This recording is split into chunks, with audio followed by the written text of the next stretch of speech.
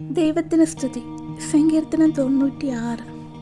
യഹോവയ്ക്കൊരു പാട്ട് പാടുവീൻ, സകല ഭൂവാസികളായുള്ളവരെ യഹോവയ്ക്ക് പാടുവീൻ. യഹോവയ്ക്ക് പാടി അവൻ്റെ നാമത്തെ വാഴ്ത്തുവീൻ. നാൾതോറും അവൻ്റെ രക്ഷയെ പ്രസിദ്ധമാക്കുവീൻ. ജാതികളുടെ ഇടയിൽ അവൻ്റെ മഹത്വവും സകല വംശങ്ങളുടെ ഇടയിൽ അവൻ്റെ അത്ഭുതങ്ങളും വിവരിപ്പീൻ. യഹോവ വലിയവനും ഏറ്റവും സ്തുത്യനുമാകുന്നു. അവൻ സകല ദേവന്മാരെക്കാളും ഭയപ്പെടുവാൻ യോഗ്യൻ. ജാതികളുടെ ദേവന്മാരൊക്കെയും മൃത്യാമൂർത്തികളത്രേ. യഹോവയോ ആകാശത്തെ ഉണ്ടാക്കിയിരിക്കുന്നു. ബഹുമാനവും തേജസ്സും അവൻ്റെ മുമ്പിലും ബലവും ശോഭയും അവൻ്റെ വിശുദ്ധ മന്ദിരത്തിലുമുണ്ട്. ജാതികളുടെ കുലമേ യഹോവയ്ക്ക് കൊടുപ്പീൻ, മഹത്വവും ബലവും യഹോവയ്ക്ക് കൊടുപ്പീൻ. യഹോവയ്ക്ക് അവൻ്റെ നാമത്തിന് തക്ക മഹത്വം കൊടുപ്പീൻ. തിരുമുൾ കാഴ്ചയുമായി അവൻ്റെ പ്രകാരങ്ങളിൽ ചെല്ലുവീൻ.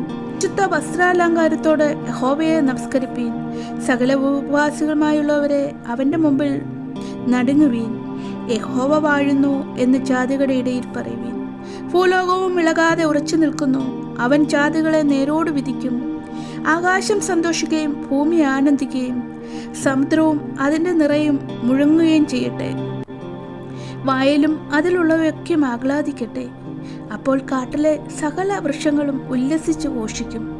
യഹോവയുടെ സന്നിധിയിൽ തന്നെ അവൻ വരുന്നുവല്ലോ. അവൻ ഭൂമിയെ വിധിപ്പാൻ വരുന്നു. അവൻ ഭൂലോകത്തെ നീതിയോടും ജാതികളെ വിശ്വസ്തയോടും കൂടെ വിധിക്കും.